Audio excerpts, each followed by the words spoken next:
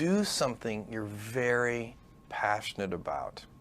And don't try to chase what is kind of the hot passion of the day.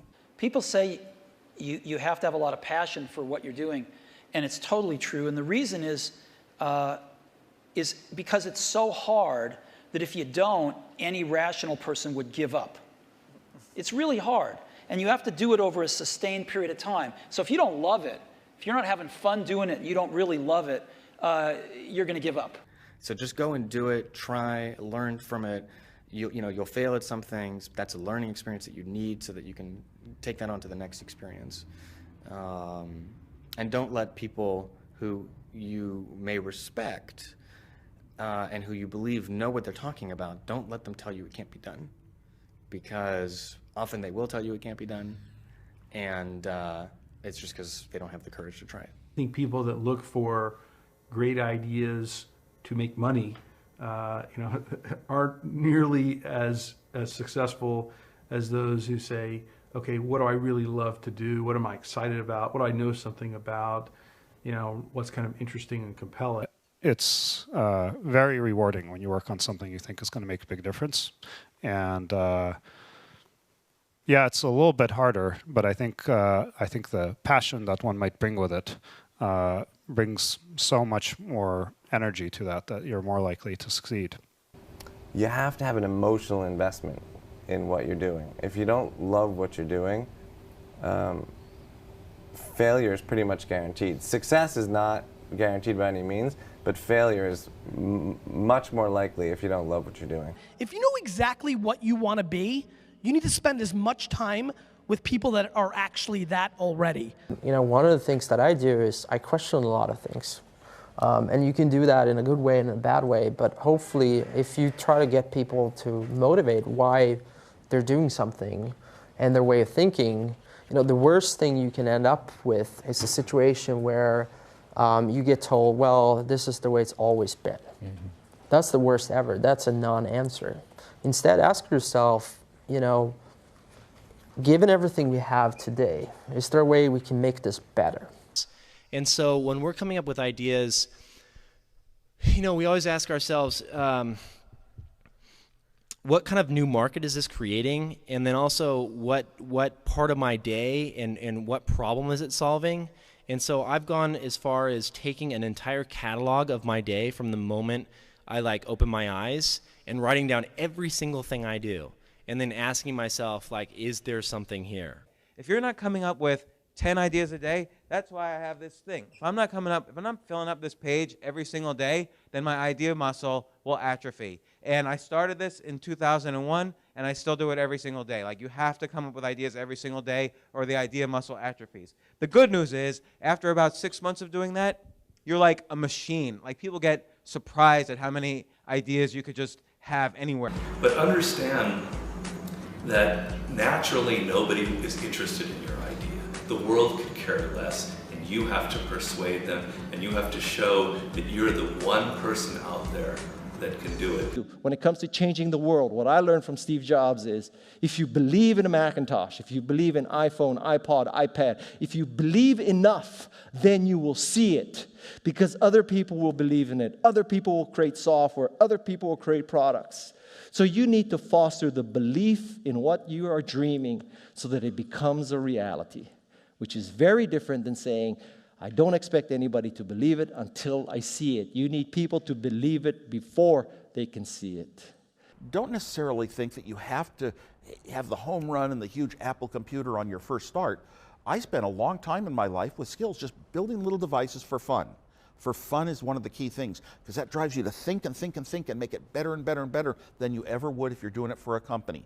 Build things at first for yourself that you would want. For somebody aspiring to take things to the next level or to even surpass their wildest dreams, there's always going to have to be an element of luck, but I think more important is putting yourself in a business that can be ubiquitous, that really doesn't have limits. Because otherwise, there's always going to be a grind to it. But if the business, if it can't be something that you can visualize every business using or every consumer using, it's going to be tough to scale to be big enough or to have the perceived value. You want an idea about which you can say, I know it sounds like a bad idea, but here's specifically why it's actually a great one. You want to sound crazy, but you want to actually be right. Because when you're trying to differentiate, when you're trying to do something different, there's going to be that gut moment, that gut sense. Is this right? Is this not right? If you're not having doubt, you're not pushing the boundaries far enough. Don't think about how do I get big fast. That will happen if you actually build something super meaningful and super important. So don't think about, what is the quickest way to success? Think about what is the best way to building something important that the world really needs. This little idea explains why some organizations and some leaders are able to inspire where others aren't. Let me define the terms really quickly. Every single person, every single organization on the planet knows what they do, 100%. Some know how they do it, whether you call it your differentiating value proposition or your proprietary process or your USP. But very, very few people or organizations know why they do what they do. And by why, I don't mean to make a profit. That's a result. It's always a result. By why, I mean what's your purpose? What's your cause? What's your belief? Why does your organization exist? So when we see a kid with a lemonade stand, it's different than when we see a vending machine selling lemonade, even if it's exactly the same product, because the story around it is what people are paying for. So when I meet small business people, all I ask them is not what's their balance sheet, but what's their story. Why should I pick you? Why do I care about what you're doing? And if you start giving me all this inside baseball statistics about why you're 2% better than some other competitor, I'm already glazed over, because that's not part of the way I see the world. That I have to want this to exist in the world. I have to not, so it's a similar rule, just say, if this was successful and I had nothing and I was not involved and I got no money off it or would I want it to do well? And that's a great check, I think, to know if you really feel good about the idea and can be passionate about it. One of the things I advise entrepreneurs to do is when you have an idea, a classic entrepreneurial impulse is to hold the idea close to you and not go tell people because, the idea is so special. Right. That's almost always a mistake.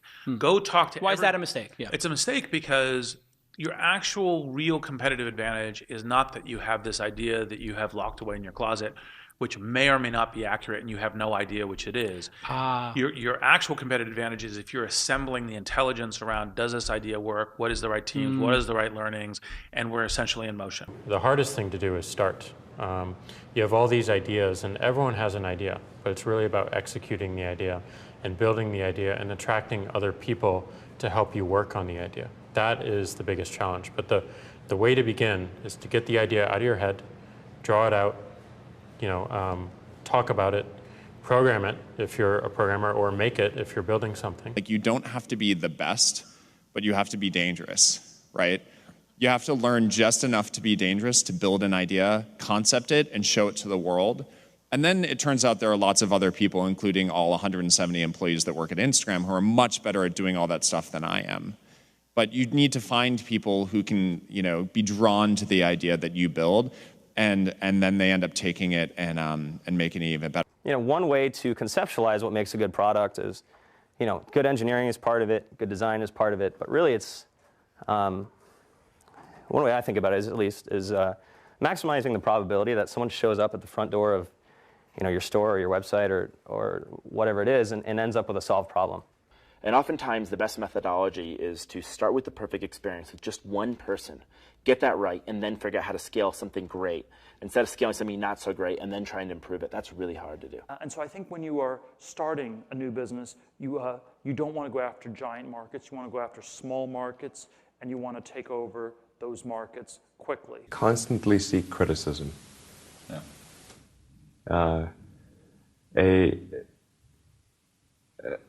A well thought out critique of whatever you're doing is as valuable as gold. And you should seek that from everyone you can, but particularly your friends. If you're not utilizing an online community, then you're at a disadvantage to those who are. You can be asking online communities what they think about your ideas, or if they have any advice with what you're working on. Not only will you hear from people who are passionate about the subject, but you'll be hearing from people all around the world, each with their own experiences and stories that can help you. And there are a lot of people from whom we can learn a lot. And I think like, you know, the one piece of advice is like, don't underestimate anyone you come across ever. Right. Like whether they're, a blue collar worker waiting for the bus, or they're, helping you at they're the server or bartender at the restaurant, or they're a lower ranking employee. I mean, the smartest leaders I've ever seen have always gone around the room and asked for everybody's opinion. Most startups that fail do it ultimately because they did not make something that people wanted. They made something that, that they thought people would want, but they were either in denial about it, whether it was actually any good, or somebody else came along and made something that people wanted even more. The best piece of advice that we've figured out as we've been doing Foursquare is not to let other people distract what you're doing. There's always haters that say, your idea is stupid, this idea is never going to work, don't even bother doing that because someone else is going to do it before you do. And if we listened to all that feedback that we were getting, all that negative feedback, we would never have built things, we would never have prototyped things. And that's how we really got to where we are. Like, we saw things that we wanted to build, and we just went out and built them. And it turns out when you build stuff that you like to use, there's a good chance that there's thousands of other people that want to use it too. And so it's not just about doing focus groups, it's not just about double checking your vision, it really is about integrating this concept of testing our ideas rigorously throughout the product development process, throughout the marketing process, even as we scale up. But what you really need to do is think about what is the smallest possible test that I can run for this idea, for this concept, for this theory, get it out there, and get customers using it. Because your customers are going to be the ones to tell you if it's really working or not. Like there's almost this expectation that you have to have in your mind this sort of, I'm going to change the world, sort of make a dent in the universe kind of ambition, right? But it's actually okay early on to just kind of solve small problems in layers until you actually get to a point where you have the capacity to do that. What this all comes down to is doing something exceptional for your users, whether it's in community, whether it's in connection, or whether it's in design. This is our big advantage as a startup, is that we can actually get away with doing this. We can make this the core part of why we're doing business. I think you should be spending your money on teaching and sharing, and so that might mean hiring a writer or two, perhaps, instead of a marketing person.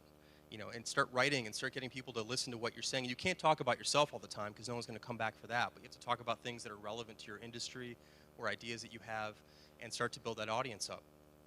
I do think that one thing that's important is, especially if you're a founder or a technical founder, is to realize that you can't do everything, and even if you can, you shouldn't. You should find a great partner no matter what it is that you're doing, and you should look for someone who is very high intelligence, very high energy, and very high integrity. And you need all three of those, and you can't compromise on any one of them.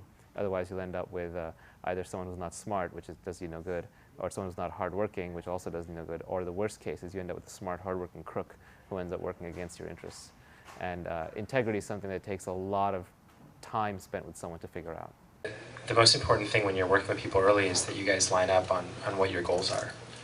That sounds really basic, but you can totally, it can be fine. You can want to build a small business that makes money and you don't have to go to an office every day. Or you can want to build a huge company. You can want to build Google. But I think you have to be really, really aligned on that. When a lot of corporations have, they might call them core values or guiding principles or so on, but the problem is usually they're very lofty sounding. They kind of read like a press release the marketing department put out.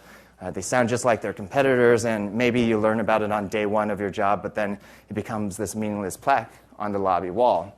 Well, we wanted to come up with committable core values, and by committable, meaning we're willing to hire or fire people based on those values, completely independent of their actual job performance. The definition of values is they're the behaviors or principles that you religiously adhere to within your company. When I say religious, I mean that no amount of data will sway you from those principles. And the degree to which that you have the courage to maintain your conviction around those ideas is the degree to which you're going to be successful over the long term. A company is simply a group of people, as a leader of people, you have to be a great listener, you have to be a great motivator, you have to be very good at praising and looking for the best in people, People are no different from flowers. If you water flowers, they flourish. If you praise people, they flourish, and that's a critical attribute of a leader. So I kind of like half jokingly with a lot of people say that, my job is basically like to be the assistant for the rest of the company. Like my job is to make sure that like you have what you need, that it's and basically you have everything you need to kick ass. Like that's my job. If you don't have that, then let me know because I'm not doing my job. There are a lot of things that are outside of your control. A lot of external circumstances will determine the success of your idea, whether the market timing's right for this new kind of service, or whether people, whether a customer, like the economy's right for your kind of service, right? Whether you meet the right people who will finance your company. Many external circumstances are like outside of your control and but will affect the outcome, and you have to be okay with that. Another quality that I think is important is kind of being flexible-minded or open-minded. I'm not saying you shouldn't have a vision for your idea or your product, but you need to be open to changes. So many things go wrong when you're starting a company, and often I think people ask, what mistakes should you avoid making? And my answer to that question is don't even bother trying to avoid mistakes because you're going to make tons of mistakes, right? And the important thing is actually learning quickly from whatever mistakes you make and not giving up, right? And I mean, there are things every single year of Facebook's existence that could have killed us or made it so that it just seemed like moving forward and making a lot of progress just seemed intractable, but you just kind of bounce back and you learn. And nothing is impossible. You just have to kind of keep running through the walls. The two things we really zero in on people are, two things. They sound simple, they end up being very difficult. Courage and genius. Courage is the one we talk about a lot because it's the one that people can learn. Courage, which is to say not giving up in the face of adversity, just being absolutely determined to succeed, is something that you can like force yourself to do. It can be very painful. You can force yourself to do it. The genius part is a little bit hard to force yourself to do. Courage without genius might not get you where you need to go, but genius without courage almost certainly won't. And I think the reality is just, not quite so glamorous. There's there's an ugly side to being an entrepreneur. And also just more importantly, what you're actually spending your time on is just a lot of hard work. Sam mentioned this, but you're basically just sitting at your desk, heads down, focused, answering customer support emails, doing sales, figuring out hard engineering problems. So it's really important that you kind of go in with eyes wide open. Optimism has a place, but I think even more so for the first-time entrepreneur, you need to be pragmatically pessimistic. What I mean by that is you need to define all of the worst-case scenarios in terms of financial loss, time loss, etc. Look at what you will learn if that happens and accept and come to terms with that before you ever start. If you don't do that and you go straight into battling the world, trying to conquer the world with rose-colored glasses on, the first time you hit a major hiccup, you're going to become really demoralized and you will quit.